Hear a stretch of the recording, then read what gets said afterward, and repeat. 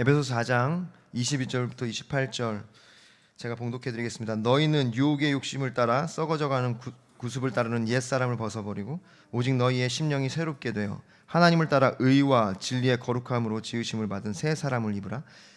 그런즉 거짓을 버리고 각각 이웃과 더불어 참된 것을 말하라. 이는 우리가 서로 지체가 됨이라.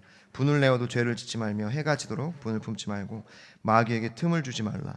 도둑질하는 자는 다시 도둑질하지 말고 돌이켜 가난한 자에게 구제할 수 있도록 자기 손으로 수고하여 선한 일을 하라. 아멘. 기도하겠습니다. 하나님 아버지 감사합니다. 주님의 은혜로 주님의 인도하심으로 이 주일 아침에 함께 모여 예배하게 하시니 감사드립니다. 하나님, 우리가 이제 말씀 앞에 앉았습니다. 전하는 자나 듣는 자 모두가 성령 충만함 가운데 교통하게 하시고 성령의 충만한 그 은혜 가운데 말씀하신 가운데 우리가 아멘으로 순종할 수 있게 하여 주시옵소서.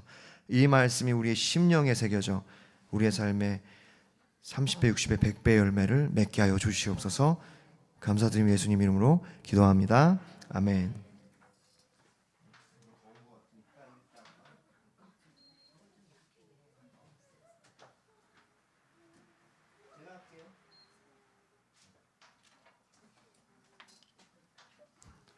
한글로 써 있어서 다행히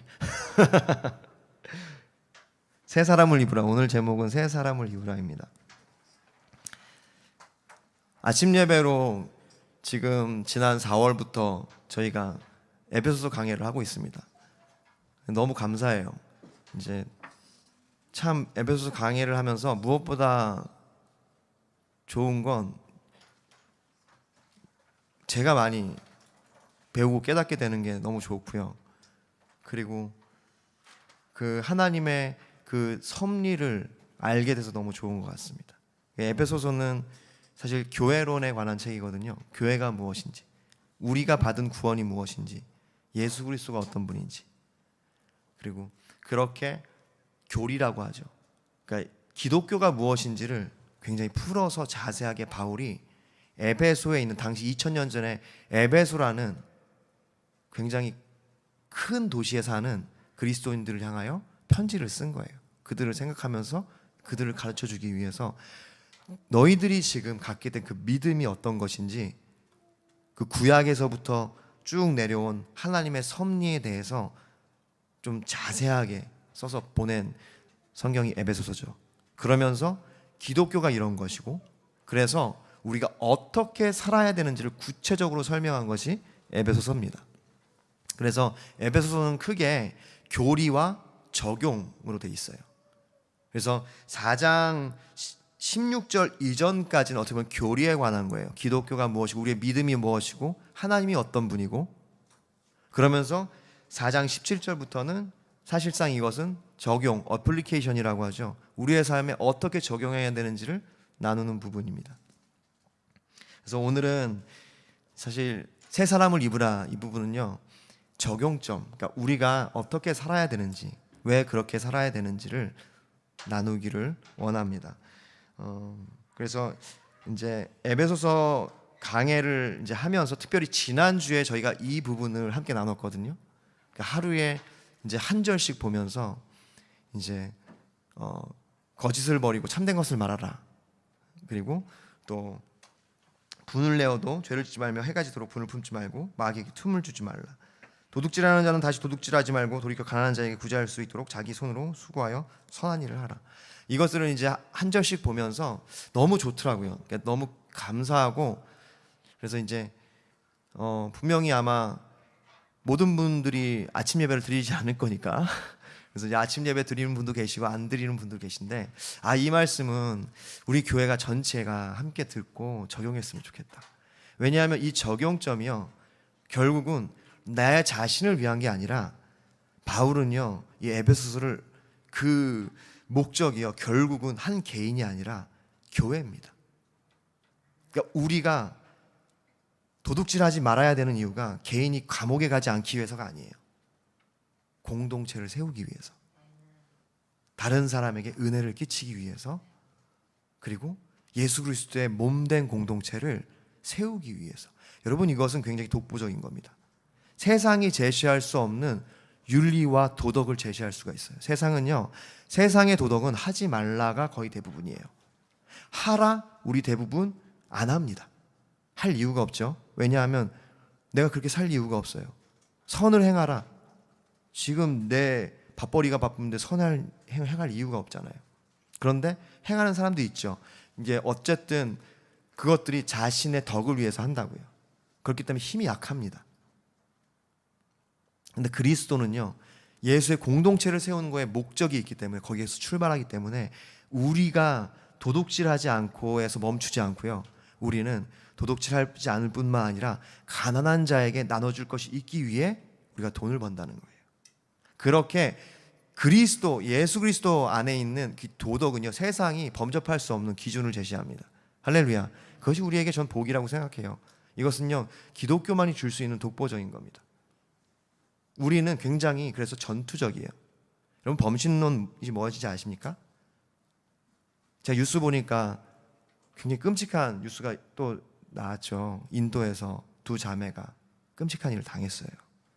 인도라는 나라는요, 힌두교를 믿습니다. 여러분, 종교가 얼마나 중요하냐면, 힌두교는요, 범신론이에요. 범신론은 뭐냐면 모든 것이 다 신이다, 이거예요. 여러분, 인도에 가서 재밌는 것은요, 제가 이제 기차를 타고 갔는데 양평역을 딱 도착한 거예요. 진짜 양평역 같이 큰 역을. 근데 양평역 플랫폼에 소가 걸어 다닙니다. 상상이 되세요? 양평역에 도착해서 창문을 이렇게 사람들 내리는 거 보는데 소가 지나가. 그러니까 이제 그게 왜 그렇게 가능하냐면 범신론. 그러니까 그들은요, 동물이 어떻게 하는 걸 웬만하면 자제하지 않아요. 왜냐하면 그 동물이 신이라고 생각해서요. 여러분, 사실상 무신론자들은 그렇게 많지 않습니다. 그러니까 통계적으로요, 인류 역사상 무신론자들은요 많지 않아요. 대부분의 그러니까 사람들은요, 신이 있다고 생각합니다. 그게 어떤 신이든 신이 있다고 생각해요. 근데 많은 부분, 그것은 극명하게 두 가지 신으로 나눕니다. 범신론과 유일신. 어떤 차이냐면요, 범신론은 바다와 같아요. 그러니까 모든 것을 다 포용합니다. 너도 신, 나도 신, 쥐도 신, 소도 신, 원숭이도 신, everybody okay. 그래가지고 그냥 아무 데서 자요. 인도가 그렇습니다. 여러분, 한번 인도 기회 되시면 한번 인도 가십시오. 근데 조심하셔야 돼요. 위험한 나라입니다. 저랑 저희 아내가 기회가 돼서 인도에 갔는데 저희 정말 용감하게 다녔어요. 현지 버스를 타고 현지 그 기차를 탈 생각을 했는데, 여러분, 나중에 뉴스 나온 거 보니까 그 버스 타다가 일을 당하기도 하고 막 그랬다고요. 주님이 저희를 보호하신 거라고 좀 믿습니다. 그러니까 이제 무식하면 용감한 거예요. 그러니까 어쨌든 인도 갈 기회가 있으면 한번 가보시면 좋을 것 같은데, 범신론, 그것은 모든 것을 다 포용합니다. 다시 말하면요, 거기에는 어떠한 기준도 없고 어떠한 그러한 선이라는 게 없어요. 옳고 그름이 없다고요, 범신론은. 그러니까 그런 끔찍한 일이 자행되기도 하는 거예요. 그들이 여전히 카스트 제도라는 계급 사회를 유지할 수 있었던 것들이 그런 범신론을 기반으로 하는 겁니다. 유일신, 우리가 믿는 하나님이 왜 이렇게 전투적이냐? 범신론이 바다와 같다면 기독교는요, 송곳과 같습니다. 왜냐? 이것은요, 주님께서 단 하나의 죄도 용납하시지 않기 때문이에요. 범신론은 모든 것을 포용합니다. 대신 기독교는요, 단 하나의 죄도 용납하지 않는 게 기독교예요. 송곳과 같아요. 그래서 거기에 옳고 그름이 있고 하나님이 철저히 심판하시고 보수하시고 갚으시고 역사하시는 겁니다. 그렇기 때문에 기독교는요, 어쩔 수 없이 전투적이에요. 여러분 삶이 신앙이 들어가면 들어갈수록 전투적이 될 거예요. 전투적이 않다면 내가 아직 더 알아가야 되는 겁니다. 할렐루야. 왜냐하면 주님은 우리의 삶의 모든 죄악을 도말하시기로 결정하셨기 때문에, 그 방법을 자신의 아들을 대신 죽이시고 우리 가운데 칭의, 의로 입히시고 너는 의롭다 칭하셨고, 이제는 우리를 성화시키셔서 예수님 닮게 하시기로 이미 창세전에 결정하셨기 때문에 그 섭리에 의해서 우리가 이렇게 따라가는 건 줄 믿으시길 바랍니다. 저는 오히려 그래서 주님이 저에게 그 믿음을 주신 게 너무 감사해요. 멋진 것 같아요. 사람들은 그 범신론이 멋지다고 할 수 있지만 아니요, 그건 포스트 모더니즘이죠. 어떤 것도 옳고 그름을 얘기할 수 없는 게 포스트 모더니즘과 범신론이에요. 그렇지만 하나님은, 기독교는, 우리가 믿는 신앙은요, 송곳과 같은 겁니다. 그래서 전투적이죠. 그렇습니다. 그래서 예수 그리스도인이란 사람들은 누구냐면 바로 그런 송곳과 같은 진리를 가지고 계신 그 예수님을 믿는 사람들이고 그 예수 그리스도를 옷 입은 사람들이에요. 이미 의롭다 칭함을 받은 사람들입니다. 다시 말하면요, 신분이 다른 사람이에요. 하늘나라 신분을 가진 사람들이 바로 우리인 줄 믿으시기를 바랍니다. 그렇기 때문에 우리에게 요구되는 삶이 있어요. 우리로 하여금 주님께서 이미 신분을 바꾸셨기 때문에 우리에게 요구되는 삶이 있어요. 고린도전서 5장 17절입니다. 그런즉 누구든지 그리스도 안에 있으면 새로운 피조물이라. 이전 것은 지나갔으니 보라 새 것이 되었도다. 여러분, 우리가 예수 그리스도를 믿는 믿음이 우리 안에 있다면 우리는 이미 새 것입니다. 믿으십니까? 우리가 행동으로 새 것이 되는 것이 아니라 난 이미 새 것이에요. 그게 성경의 메시지입니다. 그런데 내 삶은 여전히 새 것 같지가 않은데요. 맞아요. 그래요. 압니다. 그래서 오늘 이 말씀을 하시는 거예요. 옛 것을 버리고 새 사람을 입으라. 옛 사람을 버리고 새 사람을 입으라. 그래서 주님 이 말씀 하시는 겁니다. 왜냐? 우리는 이미 새 존재인데 여전히 죽은 우리의 옛 사람의 껍데기가, 우리의 습관이, 우리의 습성이 남아있기 때문에 그것을 벗으라고 말씀하세요. 그래서 이 명령에는요, 네, 알겠습니다, 주님 그렇게 하게 해주세요, 기도하고 주님 뜻대로 그렇게 맡겨드립니다라고 하는 영역이 아닙니다. 이 영역은 내가 그렇게 순종하기 시작해야 돼요. 할렐루야. 다시 말해서 옛사람을 벗고 새 사람을 입는 것은 기도할 영역이 아닙니다.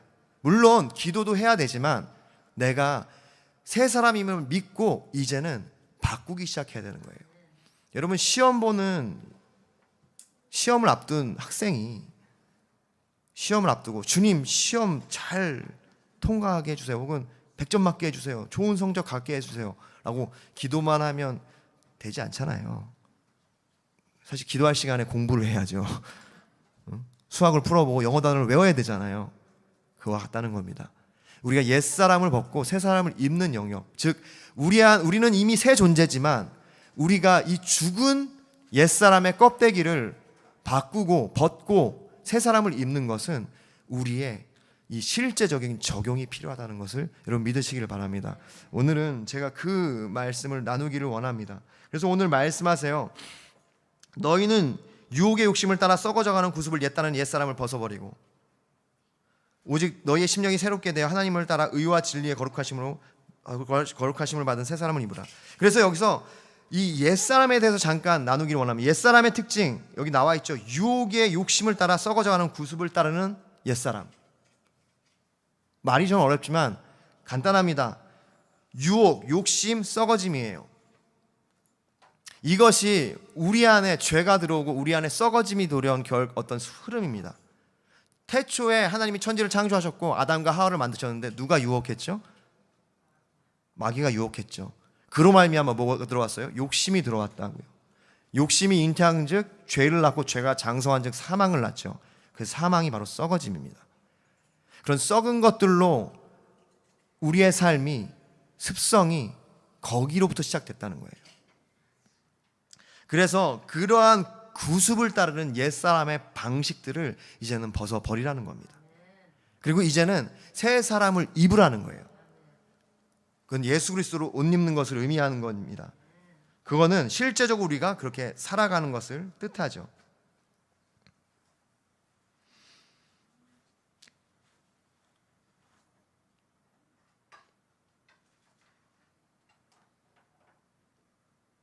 그래서 그러면은 우리가 그렇게 옛사람을 벗고 새사람을 입는 것이 무엇인지 우리가 본문을 계속해서 보면서 한 가지씩 보기를 원하는데요. 첫 번째는요, 거짓을 버리고 참된 것을 말하라입니다. 22절부터 24절은요 간단하게 말씀드려서 옛사람을 벗고 새사람을 입으라예요. 그것은 다시 한번 정리해드리면 기도하고 주님 맡겨드립니다 도와주세요 할 영역이 아니라 우리가 적용하기 시작해야 될 영역이에요. 이미 우리의 존재가 바뀌었음을 믿고 우리가 존재를 바꾸기 위해 노력한다는 것이 아니라 우리는 이미 새 사람입니다. 그러니까 옛 죽은 껍데기에 나쁜 습성을 이제는 바꿔야 되는 거예요. 첫 번째, 거짓부터 시작합니다. 거짓을 버리라. 여러분, 거짓은요 바로 마귀의 어떠함이죠. 우리의 삶의 죄의 시작은 거짓에서 시작됐어요. 마귀의 거짓말. 너 하나님과 같이 될 거야. 너 죽지 않을 거야. 근데 어떻게 됐죠? 죽음이 들어왔고 썩어짐이 들어왔죠. 시작은 그겁니다. 그 거짓을 버리는 것부터 해서 시작하는 건 줄 믿습니다. 먼저 이것은 매우 단호한 명령입니다. 단호한 행동이 필요합니다. 왜냐하면 좀 전에 말씀드렸죠. 모든 죄는 거짓에서 시작됐기 때문입니다. 기독교는 진리에 관한 종교입니다. 사실은 종교의 카테고리에 들어간다기보다 기독교는 진리 그 자체예요. 우리가 기독교를 믿는 이유는요 그것이 진리라고 생각해서 믿는 겁니다. 종교라고 생각해서 믿는 분들도 있어요. 그것은 초심자라고 얘기합니다. 저희들이 종교의 우리 인간 사회에서 종교의 영역엔 있습니다. 그것을 부인하지는 않아요. 주님이 만드신 이 사회라는 구조 안에서 이 믿음은요 종교 영역이에요. 사회학적으로 그것을 부인할 필요는 없습니다. 그거는 과학적인 거고 사회과학적인 거예요. 그런데 우리가 믿는 믿음은요 종교가 아닙니다. 진리지. 믿으십니까? 그러니까 거짓을 버려야 되는 이유는 우린 진리를 믿는 사람들이기 때문입니다. 여러분, 예수님을 우리가 믿는다는 것은요 예수님의 사상, 그가 가르치심을 믿는 게 아니에요. 세상 종교는요 사상을 가르치고 사상을 따라 너가 살면 너가 복을 받을 거라고 얘기하는 게 세상입니다. 세상 종교는 너가 이와 같이 행동하고 돌을 닦고 좋은 일을 하면 너가 다음 생에 적어도 쥐로 태어나진 않을 거야 라고 얘기하는 거예요. 쥐로 태어나면 너무 슬프잖아요. 찍찍찍찍. 그러니까 적어도 그렇게 태어나지 않을 거라고 얘기하는 것이 세상 종교예요. 그런데 우리가 믿는 것은요 사상이 아닙니다.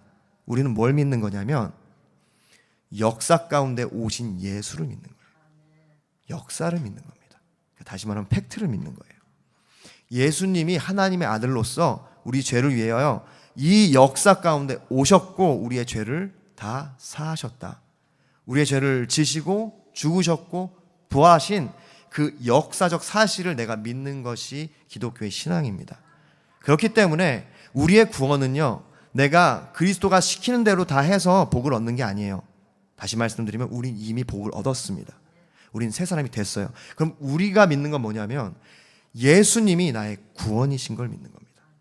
내가 뭔가를 그 사상적인 것을 내가 행해서 내가 이런 교리적인 것을 행해서 내가 그 교리로 말미암아 구원을 받는 걸 믿는 것이 아니에요. 교리란 뭐냐면 예수님이 나의 구원이시다가 교리입니다. 할렐루야. 이게 다른 거죠. 그래서 여기에는요 우리의 행위가 들어갈 수가 없어요. 이미 주님이 구원하셨고 존재를 바꾸셨고 우리는 이제 순종함으로 죽은 옛사람을 벗고 새 사람을 입으면 되는 겁니다. 그 첫 번째가 바로 거짓을 버리고 참된 것을 말하는 겁니다. 여러분 사도행전에 보면요 아나니아가 나오죠. 베드로가 이르되 아나니아여 어찌하여 사단이 내 마음에 가득하여 내가 성령을 속이고 땅값 얼마를 감추었느냐. 땅이 그대로 있을 때 내 땅이 아니며 판후에도 내 마음대로 할 수가 없더냐. 어찌하여 이를 내 마음에 두었느냐. 사람에게 거짓말한 것이 아니오 하나님께로다. 아나니아가 이 말을 듣고 엎드러져 혼이 떠나니 이 일을 듣는 사람들이 다 크게 두려워하더라. 할렐루야. 여러분 무엇입니까? 아나니아는 최선을 다했어요. 사람들이 자신의 땅을 팔아서 헌금하기 시작하자 그게 너무 좋았고 동참하기를 원했습니다. 자원하는 마음으로 그래서 땅을 팔았어요. 근데 어떻게 했습니까? 일부러 감췄어요. 그리고 전부를 바치는 것처럼 바쳤다고요. 하나님께서 치신 것이 무엇입니까? 거짓이에요. 너가 사람에게 거짓말을 한 것이 아니라 누구에게? 하나님께 거짓을 한 거다. 그의 마음, 그에게 좋은 것들이 있었어요. 열심을 다했어요. 최선을 다했습니다. 그리고 하는 대로 열심히 했는데 뭐가 있었어요? 거짓이 있었다고요. 주님은 그것을 치신 거죠. 주님은 그만큼 거짓을 그렇게 용납하시지 않는 분이 하나님이십니다. 그래서 우리도 우리의 삶에 그런 거짓된 것을 버려야 돼요. 거짓은 하나님께 대한 불순종이요 반역입니다. 죽은 옛사람의 습성입니다. 그리고 다음으로 뭐라고 얘기합니까? 참된 것을 말하라고 하죠. 여러분, 말이란 언제나 우리의 삶의 가장 중요한 것 중에 하나죠. 사도 또한 이 성경에서 말이 얼마나 중요한지를 계속 얘기해요. 왜냐하면 결국 우리는요, 우리 말로써 우리가 모든 능력을 발휘할 수 있기 때문입니다. 야고보서 3장 2절부터 5절까지를 보면요, 말이 얼마나 중요한지, 우리가 다 실수가 많으니 만일 말에 실수가 없는 자라면 곧 온전한 자라. 그리고 배에 있는 키 있잖아요. 우리 말이 마치 우리 입이 그 키와 같아서 배의 그 진로를 결정하듯이 우리의 삶을 결정한다고 합니다. 그리고 그 혀가 작은 지체로 돼 그것이 얼마나 크냐면 작은 불이 많은 그러니까 그 나무를 태우는 것과 같이 우리 작은 입이 우리의 삶 전체를 다 태울 수 있다고 얘기합니다. 여러분, 왜 말하는 것이 중요하냐면 우리에게는 마태복음 12장 35절 37절에서 주님께서 선한 사람은 그 쌓은 선에서 선을 한 것을 내고 악한 사람은 쌓은 악에서 악한 것을 내나니 내가 너희에게 이르노니 사람이 무슨 무익한 말을 하든지 심판의 날에 이에 대하여 신문을 받으리니 내 말로 의롭다함을 받고 내 말로 정죄함을 받으리라. 에베소서 4장 29절에 이 뒤에 절이에요. 바로 우리가 오늘 읽었던 본문 바로 뒤에 절 29절에 무릇 더러운 말은 너의 입 밖에도 내지 말고 오직 덕을 세우는 데 소용되는 대로 선한 말을 하여 듣는 자들에게 은혜를 끼치게 하라. 모든 부패한 말, 더러운 말을 입 밖에도 내지 말라. 여러분, 말이 정말 중요해요. 우리의 삶은요, 결국 말로 모든 것을 얘기합니다. 많은 가정이 깨어지는 이유는요, 말 때문이에요. 내가 사랑의 언어를 하고 그 좋게 얘기하고 긍정적으로 얘기할 때는 큰 문제가 되지 않는데 강하게 얘기하고 상처를 주기 시작하고 우리 말로 내 속에 있는 것들을 그냥 쏟아내기 시작할 때 문제가 생기죠. 근데 오늘 이 말에 대해서 뭐라고 얘기하냐면 주님께서 우리 마음에 있는 것을 내는 거라고 얘기하는 거예요. 우리가 그래서 여기 보십시오.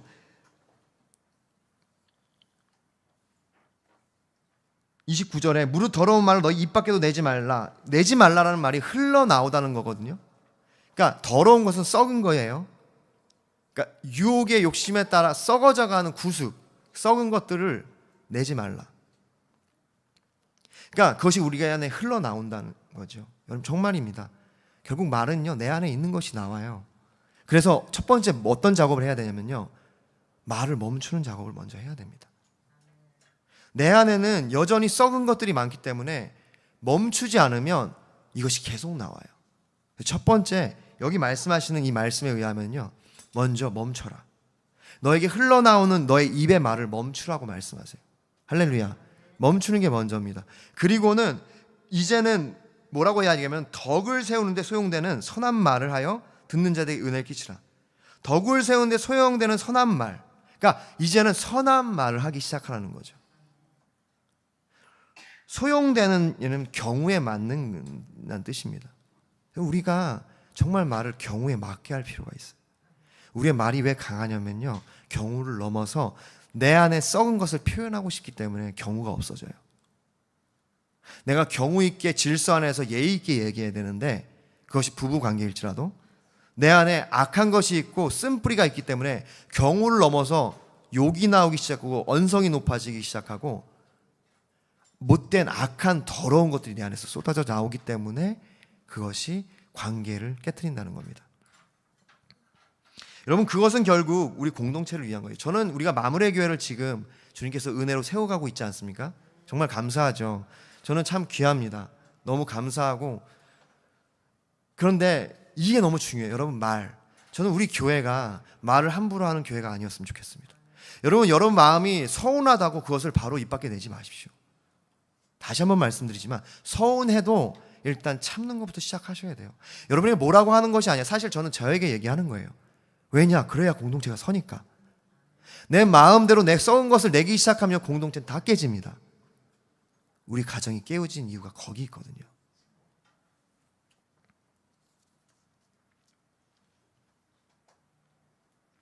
그래서 여러분, 그런 말이 여면 차라리 침묵을 하라고 주님 말씀하세요. 전도서 5장에 주는 하늘에 계시고 넌 땅에 있으니 마땅히 너의 말을 적게 해라. 사실 우리가 너무 말이 많아져서 문제가 생긴다고요. 여러분, 이것은 공동체를 위한 겁니다. 우리 교회를 위한 거예요. 그리고 여러분 가정을 위한 거고요. 여러분 삶을 위한 겁니다. 우리의 삶이 피폐해지는 이유 중에 하나가 우리가 너무 말이 앞서기 때문이죠. 할렐루야. 두 번째입니다. 분을 내어도. 여러분 26절에 분을 내어도 죄를 짓지 말며 해가 지도록 분을 품지 말라. 마귀에게 틈을 주지 말라. 첫 번째로 이 말씀은요, 헬라어로 보면요 이겁니다. 분을 내라. 재밌죠? 여러분 이 말씀의 핵심은요, 먼저 분을 내랍니다. 그게 무슨 말이에요? 주님 화내지 말라고 했는데, 아니요. 분노라는 것은요, 주님이 우리 가운데 주신 감정입니다. 그것은요 더러운 게 아니에요. 그건 죄가 아닙니다. 언제 죄가 되냐? 여기 보면 분을 내지 말 때 죄를 짓지 말라고 했거든요. 그럼 분이 언제 죄가 되냐? 그것이 성급하게 나오기 시작할 때, 분노와 화로 뿜어져 나와서 격발되기 시작할 때 그게 죄가 됩니다. 분노라는 건요, 기본적으로 주님이 우리 가운데 불편한 감정, 혹은 억울한 감정, 혹은 부당한 감정을 느끼게 하신 굉장히 건강한 감정이에요.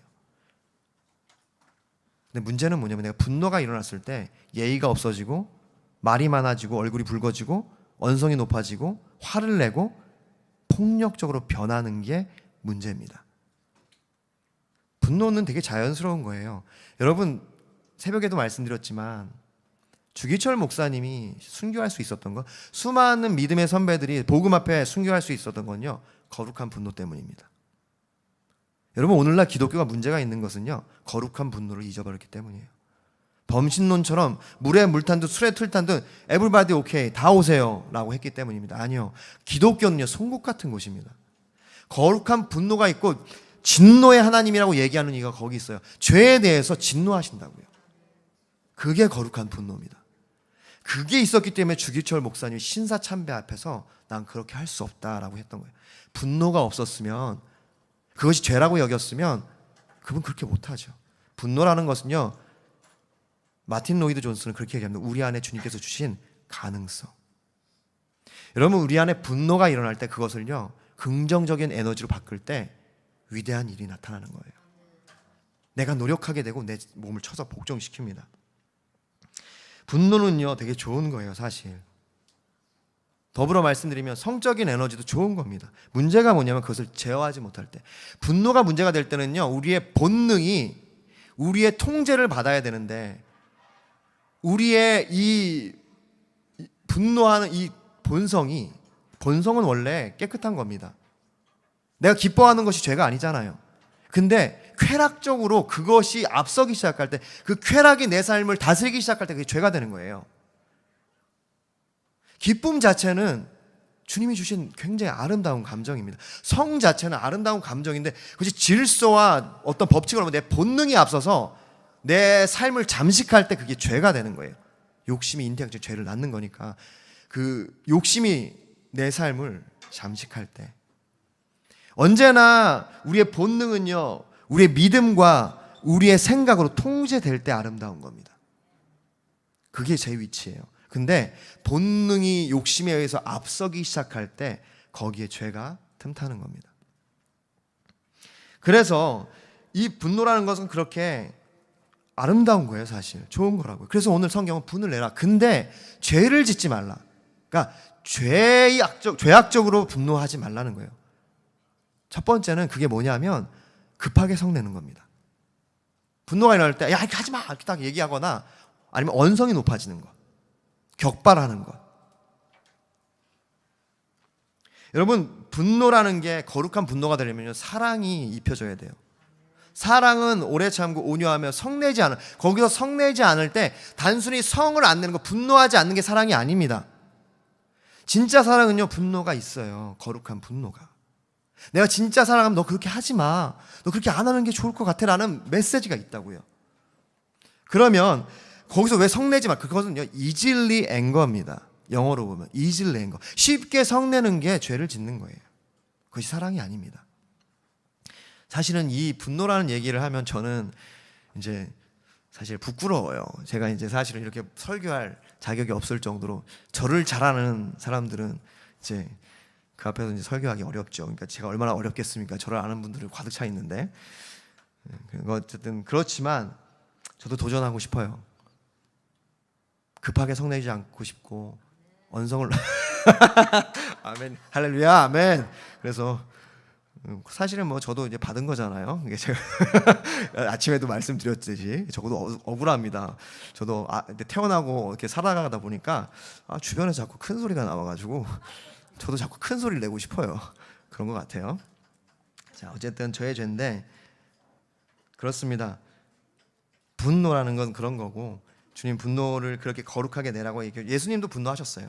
그러니까 예수님도 그 성전을 깨끗게 하실 때 분노하셨고요. 마태복음 5절에서는요 그걸 얘기하십니다. 그들의 마음이 완악함을 탄식하다 노하심으로. 예수님이 노하셨으면 만약에 노하는 게 죄면은 예수님도 죄를 지은 거죠. 그렇지 않다는 거죠. 분노를 하되 여러분 그것을 죄를 짓지 말고 그것을 거룩한 그리고 긍정적인 에너지로 사용하십시오. 그럴 때 여러분의 삶에 그것이 플러스가 되고 하나님의 일이 일어납니다. 그러면서 뭐라고 얘기하고 있습니까? 오늘 본문에 분을 내어도 죄를 짓지 말고 해가 지도록 분을 품지 말라. 이거 되게 중요해요. 우리가 분노를 다룰 때 이것을 일단은 1차적으로 보류하라는 거예요.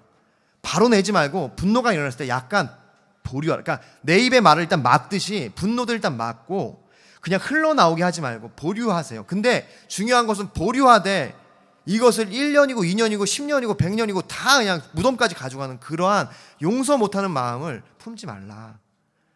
해가 지나도, 그러니까 너의 분노 위에 태양이 지지 않게 하라가 원어적 해석입니다.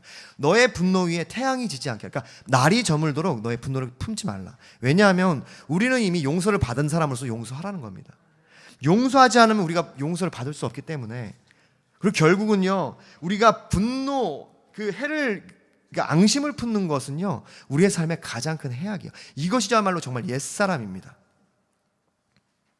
이것이야말로 정말 우리 안에 옛사람으로서 이것이 우리 안에 있으면 관계가 깨지고 가정이 깨지고 더 이상 우리 안에 선한 열매들이 맺혀지지가 않습니다.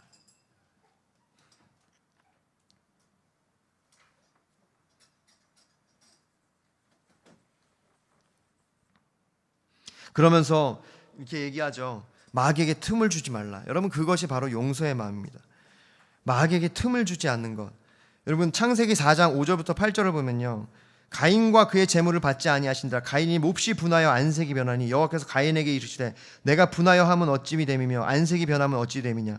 내가 선을 행하면 어찌 낯을 들지 못하겠느냐. 선을 행하지 아니하면 죄가 문 앞에 엎드려 있느니라. 죄가 너를 원하나 너는 죄를 다스릴지니라. 가인이 그의 아우 아벨에게 말하고 그들이 들에 있을 때 가인이 그의 아우 아벨을 쳐 죽이니라. 여러분 그 앙심 이것을 결국은 하나님이 그 다스리라고 하셨고 그것으로 너가 네 앞에 지금 분노가 그 죄악이 엎드렸으니까 너 그거 넘어가지 말고 다스리라고 했는데 가인이 그렇게 안 했어요. 어떻게 됐습니까? 살인이 일어났죠. 마찬가지예요. 우리의 삶에 이런 앙심을 끝까지 풀고 계속 가지고 있으면 계속해서 그런 살인이 우리한테 일어나는 거예요. 왜냐? 주님 미워하는 자마다 살인한 자라고 얘기했으니까. 여러분 이것을 잡고 있지 마십시오. 이것은 옛사람의 구습입니다. 우리가 벗어내야 돼요. 제가 얘기하는 건 여러분 주님 내가 용서하게 해주세요 라고 하지 말고 용서를 다짐하십시오. 믿음으로 내가 그럼에도 불구하고 용서하겠습니다 하고 결정할 때 주님이 감정을 변화시켜 주신다고요. 마지막 세 번째입니다. 도둑질을 하지 말고 선한 일을 하라. 도둑질하는 자는 다시 도둑질하지 말고 돌이켜 가난한 자에게 구제할 수 있도록 자기 손으로 수고하여 선한 일을 하라. 도둑질이 무엇인가요? 그것은 자기에게 속하지 아니한 것을 손대는 행동이죠. 자기의 것이 아닌 것을 마음대로 사용하는 겁니다. 물질적인 것을 넘어서 우리 삶 절반에 걸쳐서 주님께서 명령하시는 거예요. 예를 들어서 돈을 훔칠 수도 있고 아까 말씀드린 시간을 훔칠 수도 있고. 사실 제가 아침에 예배 준비할 시간 늦었어요. 용서를 구했습니다. 정말 용서를 구하고 늦지 말아야 되고 그렇게 안 하려고 합니다. 죄송합니다. 다시 한번. 여러분 근데 그 지각이라는 걸 왜 중요하냐면 다른 사람의 시간을 훔치는 거거든요. 사실 내가 내 권한으로 그것을 그렇게 깎아 버릴 수가 없어요. 그래서 늦는 것을 정당화할 수는 없습니다. 그 말이에요. 도둑질하지 말라는 건요, 재정뿐만 아니라 시간. 그리고 내가 누군가에 고용됐다면 그 고용된 시간에는 그 일을 해야 되는 게 우리가 시간을 훔치지 않는 겁니다. 제가 새벽에도 말씀드렸듯이 내가 회사에 이제 취직을 했어요. 근데 회사의 근무 시간에 나가서 1시간 동안 복음을 전하면 주님, 그것이 주님 뜻이 아니라는 거예요. 복음을 전할지라도 그 사람에게 그 시간을 훔칠 어떤 권한이 없다는 거죠. 물어봐야 되는 거죠. 허락을 맡아야 되는 거죠. 여러분, 특별히 사업을 하시는 분들에게는 어떻게 보면 가장 큰 도전인데, 여러분, 우리가 도둑질하는 것 중에 정말 그러니까 저는 여러분이 당장 무엇을 딱딱딱 결정해서 다 했으면 좋겠지만 그렇게 잘 안 돼요. 저도 그렇습니다. 그런데 예를 들어서 세금, 우리가 쉽게 편법으로 이렇게 돌아가는 것들이 있잖아요. 사람들이 얘기해요. 그런 거 다 시켜서는 사업으로 먹고 살 수가 없다고. 맞는 것 같아요. 이 사회라는 게 부익부 빈익빈이고, 가진 자들이 더 많은 것을 가질 수 있는 게 이 사회 시스템인 것 같습니다. 없는 자들에게 이 도전이 되게 크죠. 저는 여러분을 정죄하는 것이 아니에요. 여러분의 몫입니다. 옛사람을 벗고 새 사람을 입는 것, 전 주님이 여러분을 이해하신다고 믿어요. 그렇다고 여러분 죄를 짓는 걸 용납하시는 것이 아닙니다. 기다리시는 거죠. 공공시설을 용도에 맞지 않게 사용하는 것도 사실 어떻게 보면 우리가 도둑질을 하는 거죠.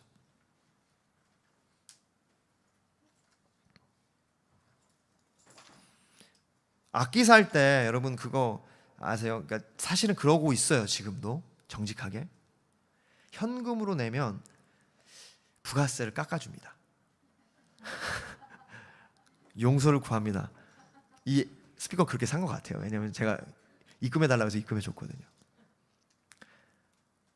참 마음이 아파요. 지금 마음이 아픈 거예요. 사실은 이것을 할 때는 재정이 없으니까 그렇게 했거든요. 근데 이제 그런 적이 있어요. 예순도단 사역할 때 1,000만 원짜리 악기를 사는데 부가세가 100만 원입니다. 근데 원래 현금으로 내면 900만 원에 해줘요. 그때 저희가 결정한 건 우리 어떻게 할까? 우리가 그냥 부가세를 내자. 그리고 그렇게 1,000만 원짜리 샀어요.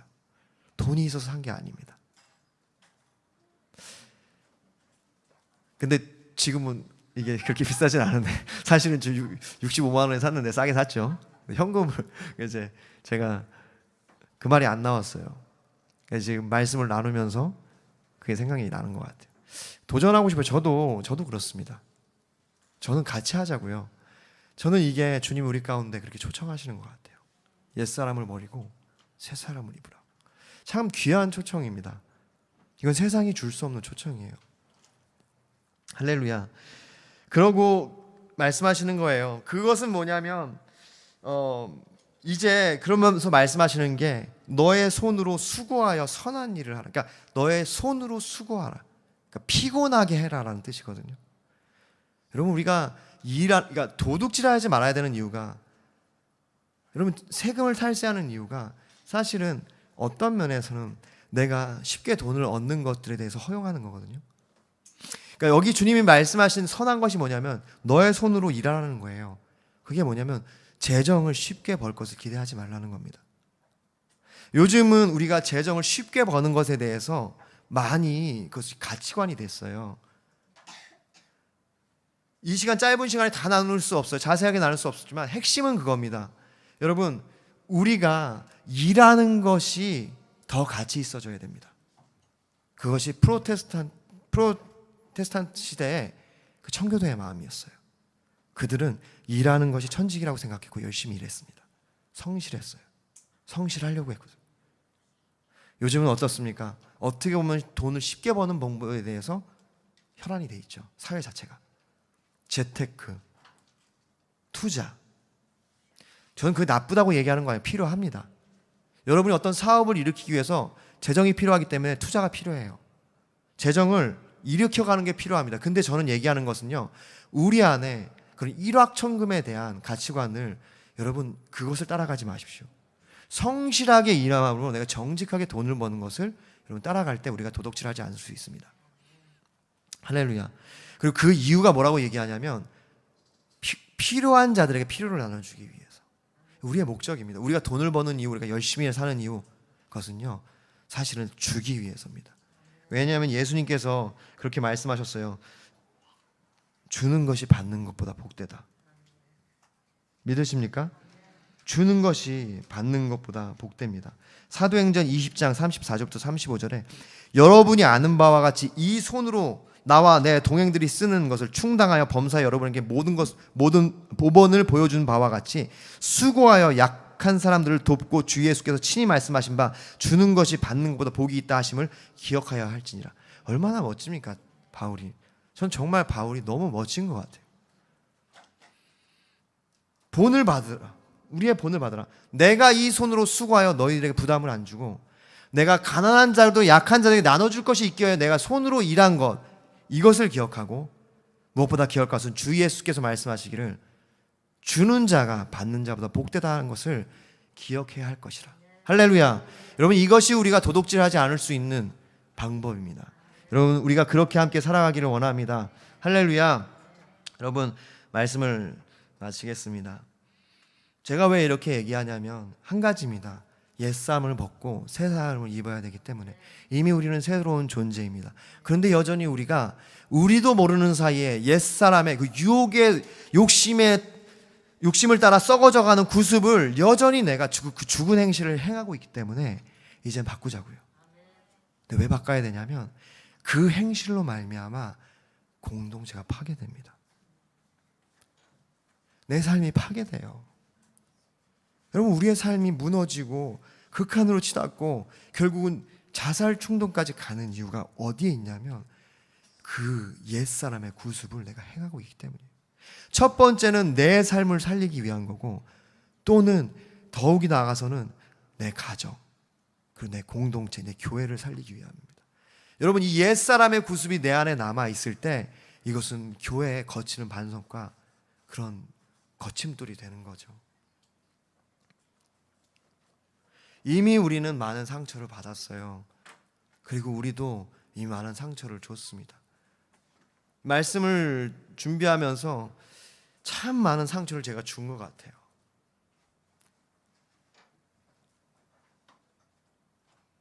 리더로서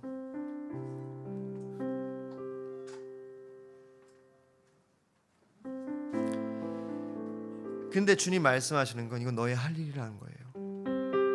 여러분 우리가 이것을 주님 핑계 안 댔으면 좋겠습니다.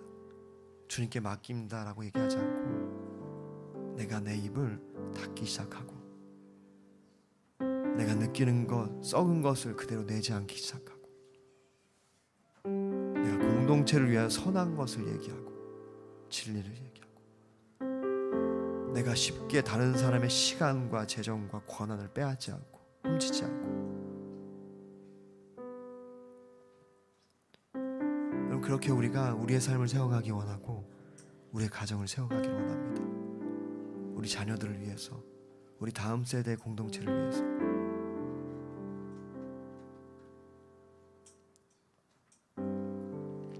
그렇게 우리가 우리 손으로 일하는 것을 기뻐했으면 좋겠어요. 여러분 요즘에는 힘들죠. 일 힘들어요. 불평을 많이 합니다.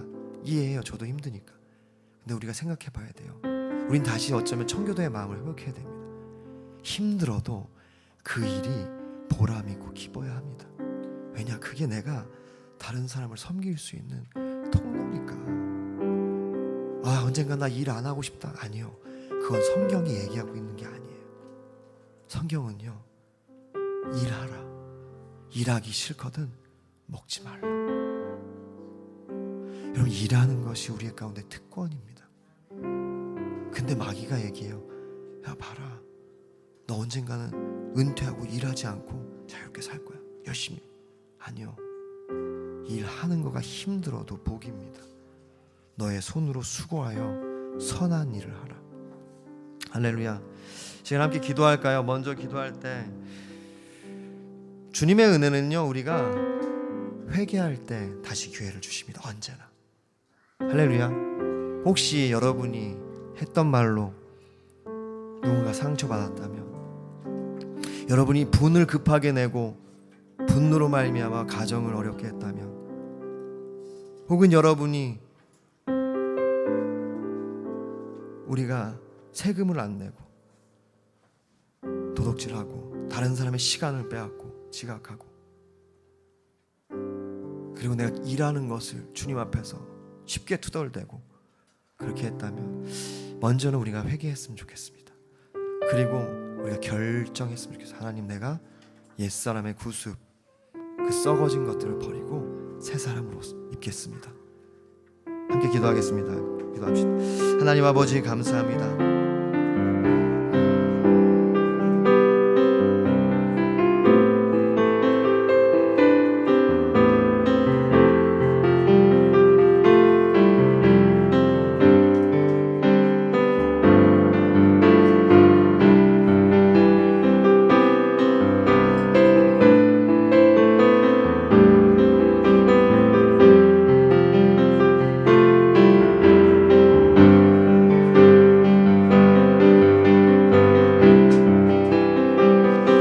한 가지 더 기도하고 싶습니다. 로마서 13장 11절부터 14절. 또한 너희가 이 시기를 알거니와 자다가 깰 때가 벌써 되었으니 이는 이제 우리의 구원이 처음 믿을 때보다 가까웠음이라.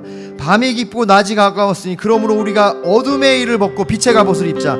낮에와 같이 단정히 행하고 방탕하거나 술 취하지 말며 음란하거나 호색하지 말며 다투거나 시기하지 말고 오직 주 예수 그리스도로 옷 입고 정력을 위하여 육신의 일을 도모하지 말라. 왜냐? 이제 주님 곧 오시기 때문이라고 지금 성경은 얘기합니다. 여러분, 우리에게는 시간이 많지 않습니다. 이제는 우리가 옛사람을 벗어버리고 새 사람을 입을 때예요. 주님 말씀하세요. 로마서 8장 12절 13절. 그러므로 형제들아, 우리가 빚진 자로 돼 육신에게 져서 육신대로 살 것이 아니라 너희의 육신대로 살면 반드시 죽을 것이로되 영으로서 몸의 행실을 죽이면 살리니 이것은 삶과 죽음의 문제입니다. 옛사람을 버리고 이제는 우리가 새 사람을 입어야 되는 이유는 우리가 살아야 되기 때문에, 이제는 우리가 다시 한번 회복돼야 되기 때문입니다. 시간이 없습니다. 함께 결정하면서 함께 기도하기를 원합니다. 주님, 내가 옛사람을 버리고 새 사람을 입겠습니다. 내가 핑계대지 않고 그렇게 살겠습니다. 내가 도전하겠습니다. 싸우겠습니다. 함께 기도하겠습니다. 주여, 하나님, 밤이 깊고 이제 아침이 밝아옵니다. 하나님, 이제 아버지, 우리가 처음 믿을 때보다 주님이 오실 날이 가까웠습니다. 하나님, 이제 예수를 옷 입고 아버지 육신의 일을 도모하지 않도록 하게 해주시고 그렇게 하겠습니다. 이제 하나님, 우리가 주님 육신대로 살지 않고 영으로서 몸의 행실을 죽여 아버지 우리가 생명 가운데 나가겠습니다. 주님 감사합니다.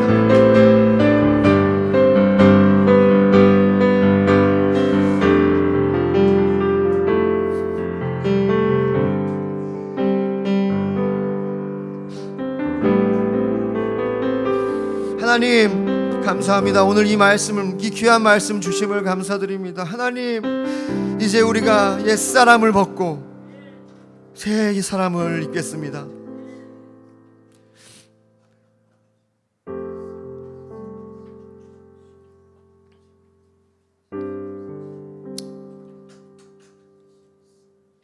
허송세월을 하지 않고 이제는 시간을 아끼고 세월을 아끼고 우리가 이제부터 즉각적으로 온전히 기쁘게 순종하여 이제는 그러한 삶을 살겠습니다. 주님 도우시옵소서, 힘 주시옵소서. 우리 가운데 우리가 믿고 행할 때 능력 주시는 주님을 찬양합니다. 이미 우리를 새롭게 하신 주님을 찬양합니다. 그 삶 가운데 우리를 인도하신 주님을 찬양합니다.